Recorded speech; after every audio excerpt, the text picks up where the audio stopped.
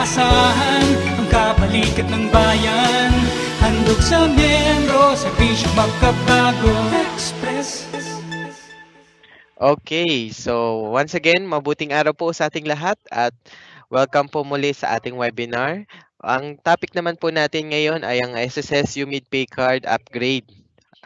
For our participants, let me ask a question. Sino na po sa inyo ang meron ng SSS UMID Pay Card? Yan. Pwede nyo paulanan ng ating chat facility kung meron na kayo nito. Ako po meron na. Sino naman nung wala pa o nais magpa-upgrade to UMID Pay Card? So, alamin natin kung qualified kayo o kasama kayo sa mga maaaring mag-apply ng ating UMID Pay Card. So, pag-aralan po natin. So, ang SSS UMID Pay Card is an SSS ID and savings account in one. Yes po, tama po ang inyong nabasa at narinig. Ang bago nating SSS ID o UMID card, UMID Pay Card ang tawag po natin, ay maliban sa ito ay ID na, meron ka pang secured ATM bank account. As an SSS ID, it will serve as a primary government ID. Ibig sabihin ng primary government ID, kung makikipag-transaction ka sa government, halimbawa, katulad sa SSS, at ito lang UMID ang dala nyo, UMID ATM, kahit hindi ka na mag-present ng iba pang ID, i-consider na po ito for your transaction. Yes. Pangalawa po, it stores personal information of the member through the UMID chip. Ito pong ating UMID ATM as prescribed na rin ng ating Bangko Sentral ng Pilipinas na lahat po ng ating mga ATM cards ay merong UMID chip. Itong UMID Pay Card natin ay meron din, which stores your personal information at lahat po ng detalye ninyo sa SSS. Third, it allows the member to apply for loans and claim benefits. Kapag kayo po ay meron ng SSS UMID Pay Card, lahat po ng loan at benefit proceeds po ninyo ay dito napapasok. As a pay card, nakalink po ito sa Union Bank Savings Account ninyo. So mabibigyan kayo ng account sa Union Bank, which is your savings account, na pwede nyo rin gamitin for your personal use. May Visa functionality embedded din dito sa UMID Pay Card at you can do online and mobile banking, giving more access and control over your SSS benefits. So maganda dito, mabibigyan kayo ng account sa Union Bank, plus pwede nyong i-register to sa online Union Bank at sa mobile app nila. Nang sa ganon, gamit ang yung mobile o cellphone or mobile devices, pwede nyo rin ma-access ang mga facilities ng Union Bank. Pwede rin kayo mag-online banking gamit lamang itong SSS UMID Pay Card. So sa bagong SSS UMID Pay Card, sabi nga dito, may valid ID ka na, may secured ATM bank account ka pa. O saan ka pa? Di ba? Ang ganda. So sa FB page, makikita nyo rin po yung mga details nito. Ngayon, ang tanong is, qualified po ba tayo para sa UMID Pay Card? Sa pansamantala nationwide, nakasuspend po ang application natin ng SSS ID. Subalit ang mga may pending, lahat ng existing SSS UMID card holders na may updated biometrics sa SSS within the last 10 years can proceed with the upgrade. Members who applied for an SSS UMID and have not received their printed cards can upgrade. So sa lahat po ng participants natin na merong pending application para sa SSS UMID or UMID natin, maaari po kayo mag-apply nito sa ating portal sa SSS Online. Mamaya tuturo ko po sa inyo step by step. At ganun din, para makapag-apply tayo sa ating UMID Pay Card, kailangan mag-provide kayo ng consent o approval mula sa inyo na i-share ang inyong data sa SSS sa Union Bank gamit ang ating SSS website. So, paano ba yung panghuling part na ito, yung tinutukoy dyan na provide consent? So, pag-usapan natin. So, providing consent in My.SSS first, kailangan nyo po i-log in ang inyong My.SSS account using your user ID and password at lalabas po ang inyong online account. Under sa member info, i-check nyo muna po yung member details ninyo kung updated po yung inyong contact details. Yes, yung inyong cellphone number, mailing address at home address. Then, pupunta po tayo sa services. At makikita po natin dyan yung menu para sa upgrade to UMID Pay Card. Meron data sharing consent na kailangan yung basahin. 6 lang po ito na items, mas maganda po na basahin muna natin bago natin i-confirm. Then basahin lang po i-check lang po yung I confirm that I have read and understood the foregoing rules and I agree to the upgrade to the UMID ATM card. Pindutin lang itong submit at magpo-proceed na po tayo sa ating application para sa UMID ATM card. So sa digital account opening, so ang gagawin po muna natin, download natin naman yung Union Bank mobile app. Makikita po ito sa Apple App Store or maging sa Google Play Store o kung ano man po ang ginagamit yung App Store sa inyong mga mobile devices. So, i-download at install lang po muna natin ang Union Bank online application, mobile app. At dito po, piliin po natin dito sa inyong pagpipili sa mga options na ito, yung pag-open ng account, piliin lang po natin yung government cards with savings account. So makikita nyo po, nasa pangatlo po siya dito sa ating sample sa screen. Gamit lang po tayo ng laser ha.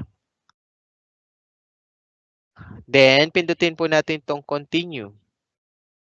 Basahin po ang mga features ng account. Makikita nyo po dito, yung initial deposit, maintaining balance, minimum ADB to earn interest, interest rate, at yung card fee. Then, piliin lang po natin yung select. Accept the customer declaration, terms and conditions, and data privacy. Pakibasa lang po itong customer declaration natin. Then, pindutin po natin itong I consent.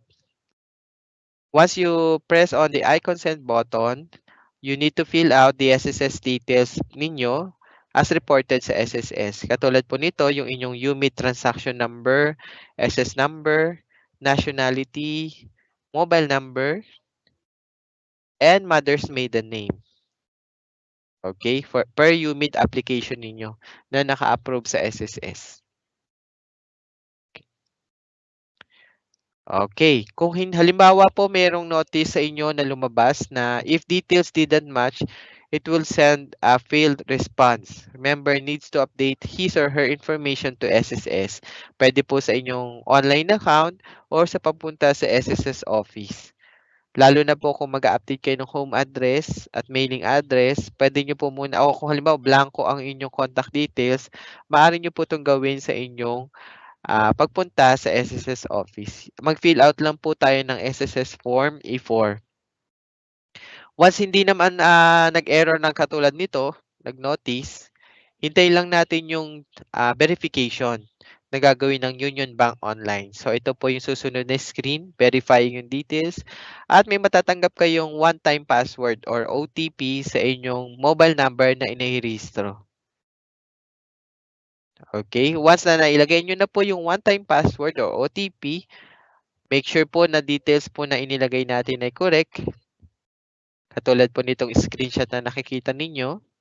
Kung may pagkakamali po o kailangan i-update, pindutin lang po itong update details. Kung tama naman, pindutin lang natin itong yes, these are correct. Okay, once na na-correct na natin, proceed na natin, you need to create a profile for new bank customer. So, gagawa po kayo ng user ID nyo at password. Merong mga guidelines po dito at yung magiging guide sa paggawa po ng ating password. 8 to 30 characters po siya at dapat po alphanumeric at meron ding symbol character. Then fill out the financial information and account details dito po. Kung ano po ang inyong financial information at account details po ninyo. Yan. Para lang po kayo nagbubukas din talaga ng isang personal bank account nyo. Then you need to provide 3 specimen signatures. At dyan na rin po kayo pipirma sa screen ng inyong mga mobile devices. So halimbawa ito. Yan. Pag-error halimbawa, a signature provided during account opening doesn't equate to the signature to be printed in the UMID ATM pay card. After successful account opening, SSS will send UMID details to be printed in the card. If signature is just a straight line or not exactly the expected signature, client can update his or her signature by visiting the Union Bank branch office. So, pwede kayo makipag-ugnayan sa ating Union Bank, sa anumang malapit na Union Bank sa inyo. kung may problema po tayo sa pag-fill out nitong signatures natin sa online. Once na nabigay nyo na po yung specimen signature ninyo, you will now select your preferred delivery address. So, pwede kayong pumili yung mailing address o yung inyong permanent address. Lalabas naman sa screen kung saan address po siya ipapadala. Ang expected delivery time natin is kapag kayo po ay nasa Metro Manila is within 15 banking days. At kung sa probinsya naman po, 20 banking days. Yan. Then, you need to review the details provided, yung mga pinrovide natin information sa mga naunang screen kanina. Halimbawa, ito po, yung financial information ninyo, specimen signature, at yung address. If you need to update or baguhin, pindutin nyo lang po yung edit na nasa gilid. Once okay na po lahat ng details, click on the confirm and submit button. At yun, lalabas na yung message na, congratulations! You have successfully created your Union Bank online profile. Now, you can start using your Union Bank savings account. So, pag nag-login kayo, ito na po ang dashboard ninyo. Yan, magkakaroon na kayo ng access sa mga facilities po ng Union Bank. Pwede rin po kayo dyan maglagay ng inyong personal money o pera po ninyo, savings. Pwede rin kayo dito makipag-transact. At halimbawa kung kayo po may bibilin online, magbabayad online, pwede na rin po dito sa ating Union Bank online facility. After account successful opening, punta lang po tayo sa dashboard. Click nyo po yung account details and start using the features nitong Union Bank Online. You will also receive an email notification that you have successfully opened an account with Union Bank. Yan. Pag natanggap na po natin yung ating ATM, ay yung UMID ATM na i-deliver na halimbawa sa inyo, i-activate po natin yung card sa ating Union Bank Online. Once activated, start using the UMID Pay card in domestic and international in-store or online. So ngayon, tuturo ko naman sa inyo paano natin i-activate itong UMID ATM ninyo. So doon muna tayo sa card activation. So first step, login po natin yung ating online account. Okay, so punta po tayo sa activate card. Ito po siya. Sa ilalim po nung pinakabalanse ninyo. Step number 2, i-enter po natin yung details ng card at yung inyong date of birth. Makikita nyo po yun doon sa mismong UMID ATM card ninyo. Then, i-verify lang po yung inyong mobile number para po sa one-time password. Ilalagay po natin ng one-time password. At kapag nailagay na po natin ng tama, activated na po ang inyong UMID ATM. Once activated na po ang inyong UMID ATM, gagawa na po kayo ngayon ng PIN. Diba kahit ano namang ATM, kailangan may PIN. So, kayo po, maglalagay po kayo ng PIN ninyo, 6-digit PIN po sa inyong ATM access. I-re-enter po natin para ma-make sure na tama ang inyong inilagay. At kapag na-re-enter na natin, you're all set na po. You can go back to your account details. At congratulations, meron ka ng UMID ATM, meron ka pang online bank sa Union Bank. Okay. For your frequently asked questions, meron po dito tayong mga frequently asked questions. Number 1, as a current SSS member but never applied for an SSS UMID ATM card, can I still apply? So meron na akong isa na akong member ng SSS pero hindi pa ako nakakapag-apply ng SS UMID ATM. Pwede ba ako? So ang sagot po ay hindi pa po. Upgrading to the SSS UMID ATM card is only available for these 3. Number 1, may existing UMID card na.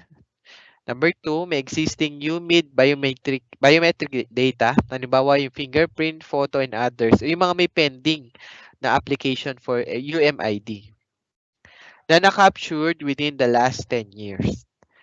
At merong existing UMID application but the card is pending printing. Second question. I receive an error in the Union Bank online application. Who can I communicate the issue to? So, halimbawa may concerns po kayo sa pag-create ng account sa inyong Union Bank. Kailangan lang po natin makapag-ugnayan sa pinakamalapit na Union Bank office sa inyong lugar or puwede rin po kayo tumawag sa kanilang hotline 8841-8600 or you can send an email to customer.service@unionbankpeh.com. Third question na karaniwan po nating nare-receive, I have an existing account enrolled sa SSS DAEM. Meron ako nakarehistrong bank account sa SSS online ko. Ano mangyayari do'n sa aking originally enrolled account kung ako ay mag-a-upgrade sa SSS UMID Pay Card? Once you upgrade to the SSS UMID Pay Card, the account will automatically replace your existing account in DAEM. Ibig sabihin po, halimbawa may nakarehistro na kayo sa online account nyo na personal bank account ninyo, tapos bigla kayo nag-upgrade to SSS UMID Pay Card. Magiging priority na po natin sa pagpapadala ng loan at benefit proceeds po ninyo yung inyong UMID ATM card. Doon na po ipapadala lahat. Yung inyong loan or may makukuha kayong benepisyo, diyan na po lahat sa UMID ATM card natin. Okay po. Common errors. Ito po yung mga common errors natin sa ating paggawa ng Union Bank online account. So, dito sa una, nakalagay po dyan, the entered SSS UMID transaction number, mobile number, or mother's maiden name does not match with the SSS record. Yan ang sinasabi dito sa error. So, ang gagawin po ninyo, the SSS member needs to review the details type in the verification screen if all correct. So, picture nyo muna kung tama lahat. Kahit isang letter po na spelling, kailangan tama po yan. If the issue still persists, kailangan nyo na po makipag-ugnayan sa amin. Pangalawa pong notice or error, you cannot use this mobile number as of the moment. Please call Union Bank hotline. So, pag ganito po naman ang error na matatanggap ninyo, the SSS member needs to review the mobile number found in the my.sss profile and the Union Bank online if sync. Kumbaga parehas po sila.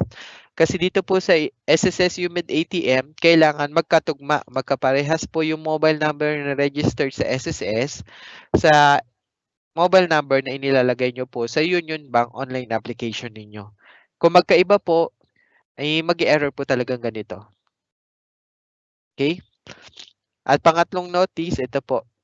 Sorry, we are undergoing system maintenance. We will be right back before you know it. Yan. So pag ganito po, please try again lang po at a later time. This usually happens during slowdown o maintenance po ng ating Union Bank online application. Panghuli po notice na natatanggap karaniwan ng ating mga members pag nakumukuha po ng UMID ATM online. Ito pong notice na to. The details of the SS number you entered does not match in the details in the profile. Pag ganito po, kailangan nyo po i-review yung pangalan ninyo na naka-indicate sa online account versus sa online sa records ninyo sa SSS. Karaniwan nangyayari ito, halimbawa, kayo po ay single to married na pala. Ang nilalagay nyo dito sa inyong Union Bank ay married name, pero sa SSS, naka-single pa ang inyong pangalan. So, make sure po na tugma yon. Kailangan maging married pareho kung married na po yung ginagamit nyo sa isa. Isa pang nagiging error dito, halimbawa po kung kayo po ay mga may suffixes sa pangalan, halimbawa ang suffix nyo nasa apelido, pero sa SSS record, halimbawa nasa first name pala ang inyong suffix, so mag-error po katulad ng ganito. So make sure magkatugma. Kasi computer system po ang nagbabasa nito para na sa ganun hindi mag-error po yung ating application. Okay? So, good news po pala, meron po akong balita sa inyo. Meron pong raffle po o promo ang ating Union Bank sa lahat po ng magpapa-upgrade ng UMID ATM. Yung ating tinatawag na Ascenso Raffle. Extended po ito hanggang July 31. So, once na nag-upgrade po kayo sa ating UMID ATM card, may chance po kayo ma-qualify po dito. Open po to sa lahat ng UMID Pay Card active customers. Yung depositor ay has either send money via InstaPay, nag-send kayo ng pera via InstaPay, o nagbayad po ng bills gamit po yung ating Union Bank online for at least 500 pesos po. At may at least 2,000 deposit balance para ma-qualify po dito sa e-raffle entry. So, dalawa po ha, dapat po may at least 2,000 pong laman yung inyong online bank, online Union Bank na portal, at kayo po ay nagpadala ng pera via InstaPay o nagbayad ng bills gamit ang Union Bank Online. 3 winners for 5,000 SM EGC will be picked every Wednesday during the promo period. O, tingnan nyo, ang ganda po nun, laki nun, no? 5,000 SM EGC. Then, 1 winner for Yamaha NMAX will be picked every month during the promo period. And 1 winner din po para sa Nissan Navara will be picked at the end of the promo period. Yan po yung grand prize. Meron kami nakuha picture nung isa sa mga nanalo nung Yamaha NMAX. At eto po, tuwang-tuwa po siya. Pakita ko lang po sa inyo yung picture niya. Ayan, yan si ma'am po. Nanalo siya ng NMAX. May motor na siya pauwi. Ayan, kasama po niya ang mga officers from SSS and Union Bank. Malay nyo, kasama kayo sa mga mananalo dito sa ating raffle na ibinibigay ng ating Union Bank. Extended na po yan hanggang July. Samantalahin po natin habang may promo po sila. Meron ka ng bank account, may UMID ATM ka na, may chance ka pang manalo dito sa kanilang paraffle. For your concerns, meron po tayong telephone number dito mula sa Union Bank, 8841-8600. Or you can email customer.service@unionbankph.com. Para naman sa SSS concerns, pwede po kayong tumawag sa ating hotline 81455 or sa usaptayo@sss.gov.ph. Diyan na po nagtatapos yung aking presentation pero hindi pa po tayo tapos. Babalik ko muna po sa inyong facilitator for few concerns or sa inyong mga tanong. Salamat po. So, simulan natin with our first question from Baste. What if nawala daw po ang UMID Pay card? Paano daw po mag-avail muli? Pag nawala po ang yung UMID ATM card, siguro po tayo makipag-ugnayan sa ating Union Bank para po na sa ganun, meron po tayong facility or mga instruction na matatanggap sa kanila para po sa replacement po ng ating UMID ATM Pay card. Kasi ATM po ito. So, they have the facility to record. Sa recording, halimbawa, parang sa normal na bangko, pag nawala yung ATM, meron silang fill out na form, then ire-record po nila yung ATM. Since ang UMID Pay card po ay parang ATM type na sa bangko ng Union Bank, you can request for a replacement with them. Okay po. Yan, maraming salamat Sir Jeric. So echo ko lang sa ating mga kaeskwela, same din actually that is one of the frequently asked po na questions dito sa chat natin so far, yung replacement kung nawala man ang UMID ATM Pay card. So you can proceed sa nearest Union Bank po for the recording kasi nga ATM pa rin naman po siya issued by Union Bank. Next question po, mahaba-haba ito from an anonymous na participant. Last year po, nag-update daw siya ng UMID or nag-upgrade siya to UMID Pay card. Then nung na-receive niya yung card na bago, hindi niya na-update daw yung pirma, which is nung maiden pa daw siya, dalaga pa daw po. Yun daw yung nakaprint sa SSS card. Nakapag-update naman na daw siya ng records, pero signature, including signature from single to married. Pero nag-ask daw sa branch para ipabago yung card ko kasi di-updated ang pirma, sagot lang is on hold pa ang process ng UMID. So, paano daw po, I think this is regarding sa pagpapabago ng signature na nakalagay po sa ating UMID Pay card, Sir Jeric.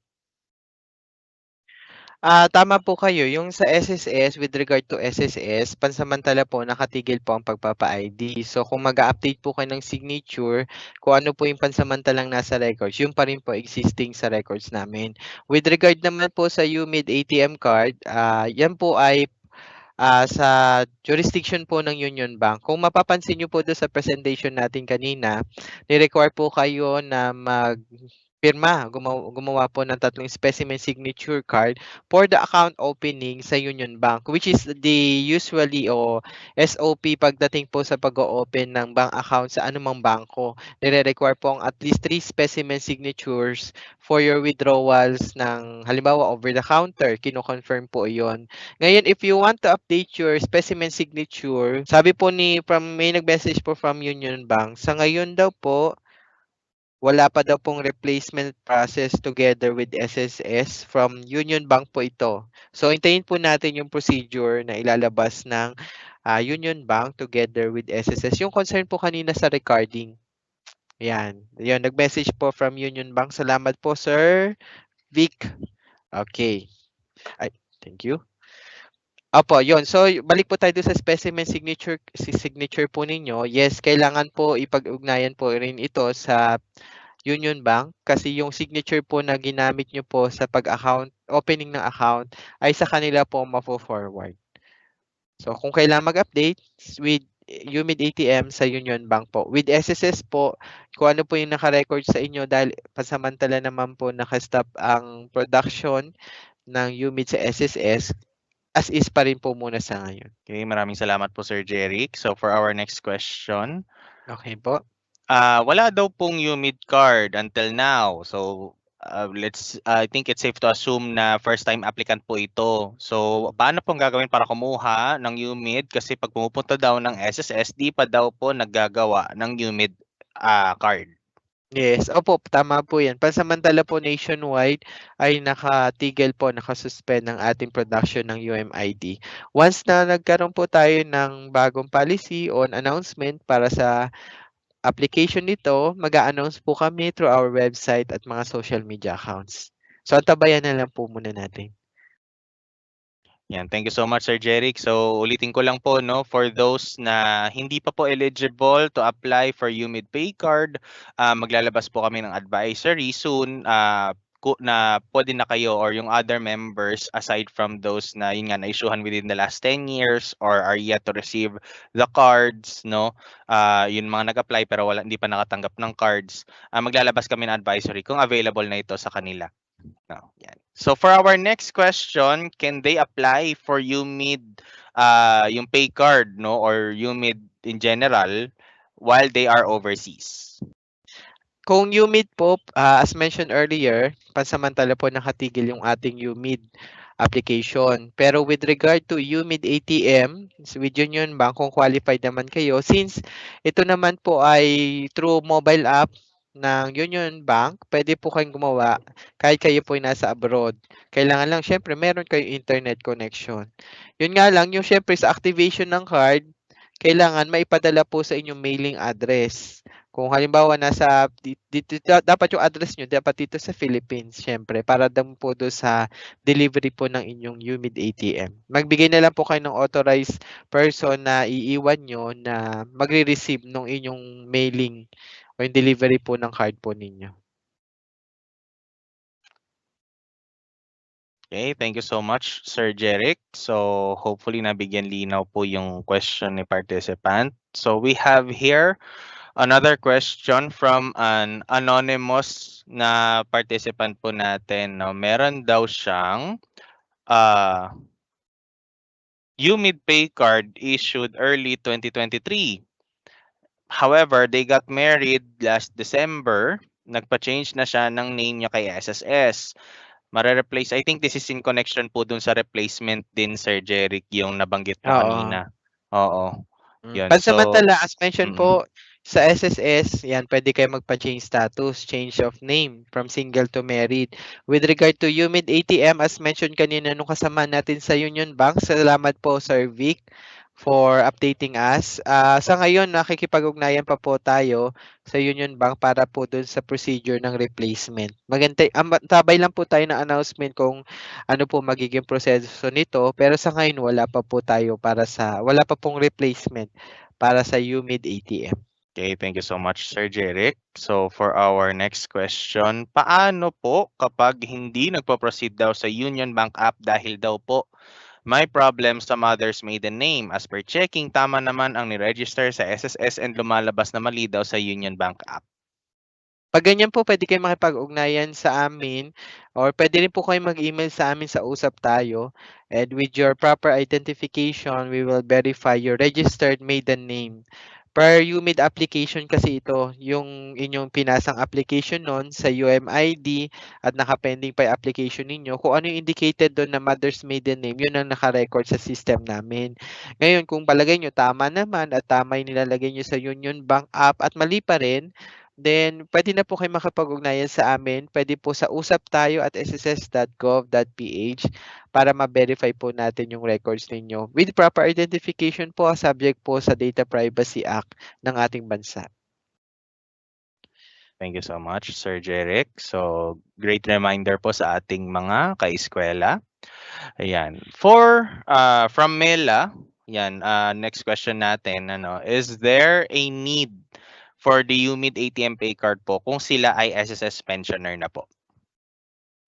Ito pong UMID ATM? Hindi specified, Sir Jeric, pero siguro po UMID ATM pay card po. Kung UMID ATM po, not necessary po, tsaka hindi na rin kayo makapag-ID kasi kayo pensioner na, yung mga may pending lamang po ito. So, yung mga for pensioners po na magpapa-UMID, at tabayanan nyo po pag kami nagbigay na po ng announcement or anunsyo na magkakaroon na po ng application para sa UMID. Through our website po and social media accounts po ito. Sa ngayon, wala pa po. Okay, thank you very much, Sir Jeric. And for our last question, kapag meron na daw pong UMID ATM pay card, since ATM daw po siya, matik na daw po bang papasok dito yung mga benefits and loans or kailangan pa daw po itong i-enroll via DAEM? No need na po i-enroll to DAEM. Automatic na ito sa inyong loan at benefit proceeds. Kumbaga kahit kayo may naka-enroll na DAEM account o personal bank account nyo sa online account, kapag kayo po ay nagpa-UMID ATM na, automatic na ang proceeds ay dito na mapupunta. At tandaan nyo po, kagandahan nitong UMID ATM natin, wala po siyang maintaining balance. At pwede nyo po siyang gamitin as your personal savings account. Then also, you have now the access para sa mga online banking natin, sa mga binibigay na serbisyo ng ating Union Bank. Yan po ang kagandahan. Kaya mas preferred po natin na sa UMID ATM na lahat papasok. Hindi na po through DAEM. Okay, thank you so much, Sir Jeric, for answering yung mga katanungan ng ating mga kaeskwela patungkol sa UMID ATM pay card. So hopefully, hindi lang po yung mga questions na i-post natin ng live or na-flash natin ng live ang nasagot. Pati na rin ho yung mga questions ng ating participants, no? Na same din yung kanilang mga concerns. Maasahan ang kabalikat ng bayan. Handog sa miyembro, serbisyong magkabago.